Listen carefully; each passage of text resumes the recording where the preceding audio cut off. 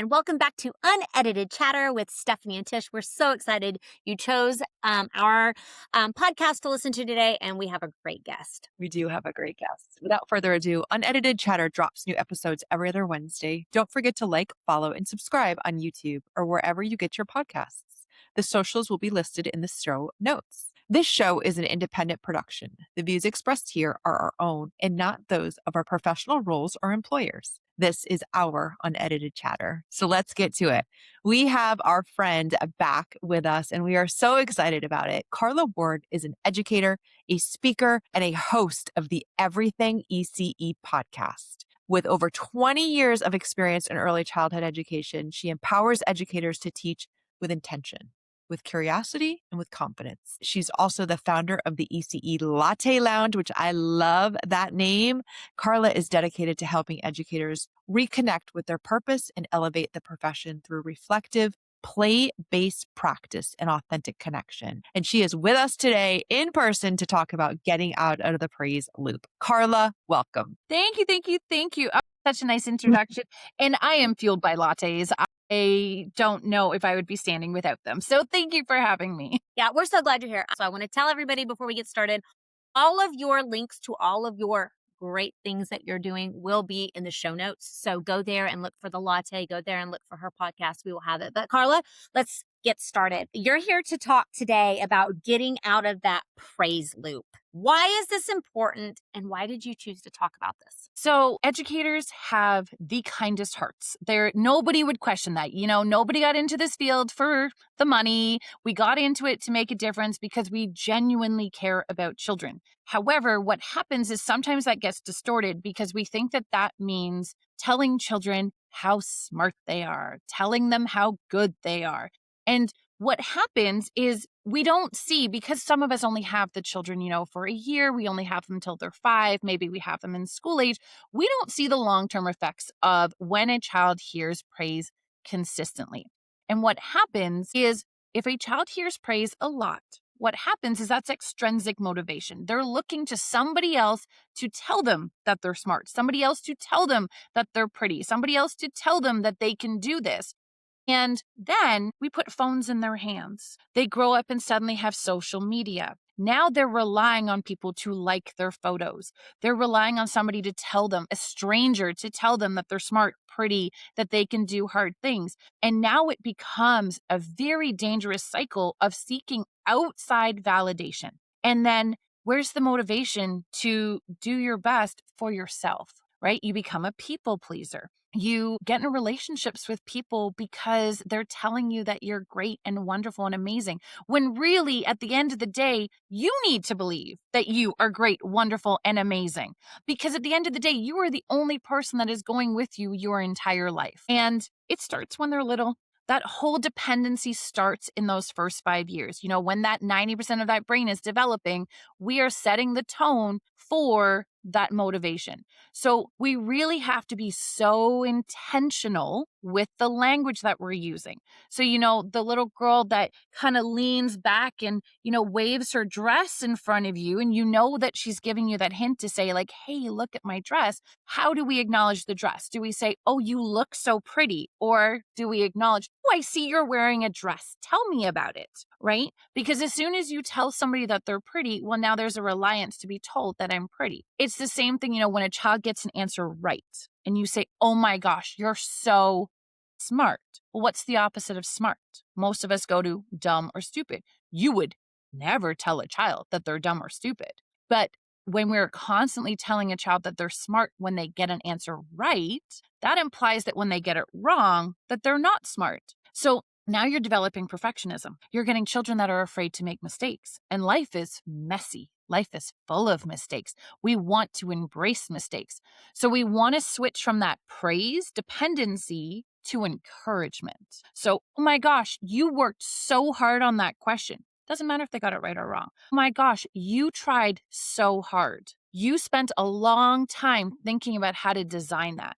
So we're looking at the action and the effort versus the outcome, because great things in history have been discovered through mistakes. And if we don't get children comfortable with mistakes, if we get them reliant on outside validation, they're only going to do things when people are looking.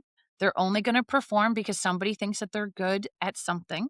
And that is not a way to live, because they're going to fall, and they're going to fall hard, and they're not going to know how to get back up. And that is a dangerous game to play with life. So there's my rant.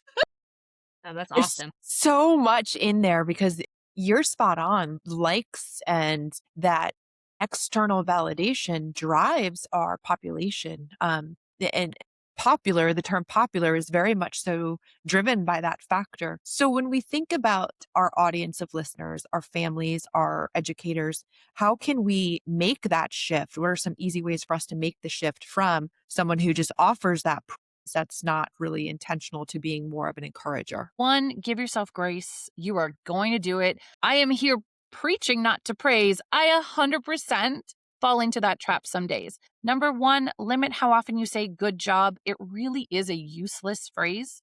It really doesn't carry any weight. But to start, just look at the action, not the result. That's a good place to start. Also, be warned, if you are somebody that praises your child a lot, be prepared for them to get frustrated, to seek out the praise. So if a child says, "Do you like my picture?" and you say, "Wow, look at all the birds you drew."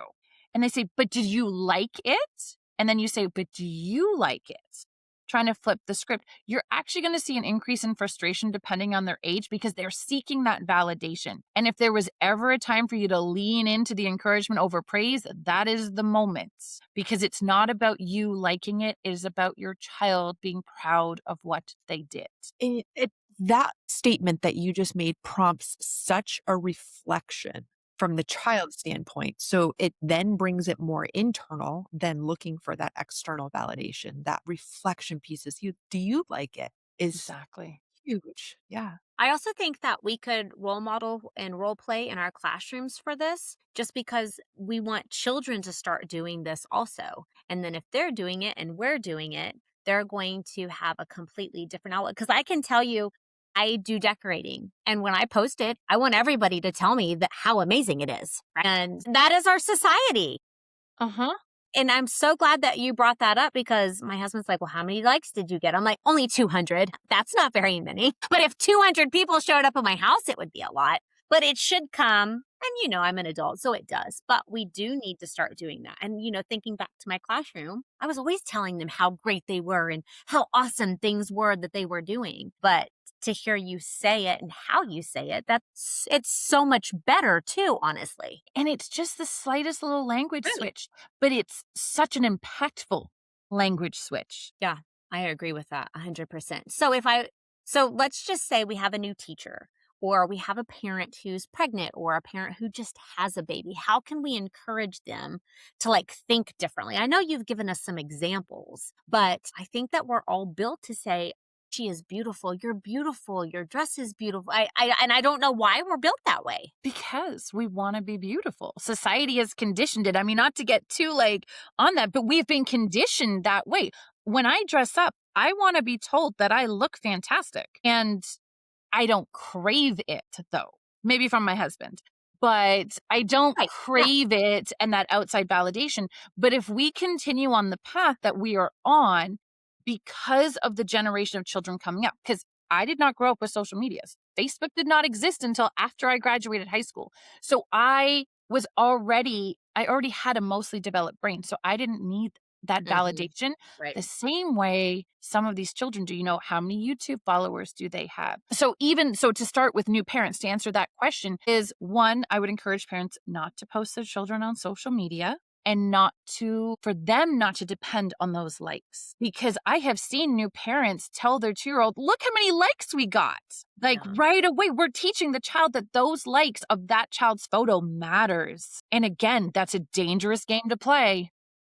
It is. And I do think that you said something, all three of us kind of in the same area. Our moms all built us up. We didn't have social media, though. I still remember my mom saying, "You're going to be the prettiest girl at the party. You're going to, have whatever and I have my self-confidence because of her, but we didn't have this other thing. We didn't have strangers telling us that we were pretty. Exactly. Yeah. And really, it's creepy. It's creepy that strangers are telling us that we're pretty. It is Well, creepy. that we seek that constant approval doesn't lead to genuine confidence that we have when, we're recognized for those things that are real within us. We say our social medias and our society is our highlight reels, right?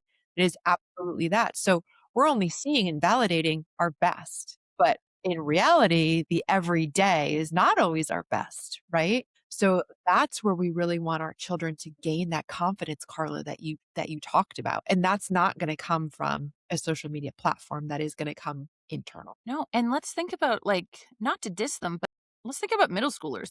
They're mean. They Oh, yeah. are mean. And if we don't help our little ones develop that internal self-esteem when, somebody calls them fat, that still hurts. And Mhm. if you don't have self-esteem and that belief in yourself, it's really hard to self-regulate, to believe in yourself. We know we're in a mental health crisis right now with especially teenagers and middle schoolers. So we've got to invest now. We've got to invest now. And we start with getting out of that praise loop and really leaning into encouragement. You can do hard things. I believe in you.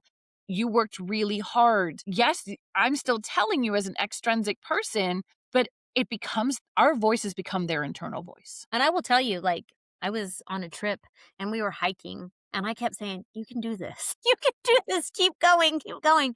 And I do think that we have to teach children to have that self motivation and that self talk, and that's good for them. Okay, so you've left us with a lot. Like, I usually end this with, what do you want to leave our listeners with? Like, one thing you just said like a whole sentence of really good stuff. But is there anything else that you think is really important that you want people working with children to know about this? I think you've actually said it perfectly, is speak kindly to yourself in front of children. And I think that is so hard for all of us because we talk negatively so much to ourselves about ourselves. Oh, I hate my legs. Oh, my hair looks ugly. Oh, my teeth, need whatever. We do it all the time, and we do it in front of children.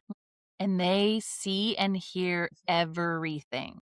Yeah, I agree with you. I love that. That's a good way to end. We have to start making more things positive. So, yeah, I love it. Carla, thank you so much for being here. This was great. You're Thank you going to so come much for back having again. me. I am.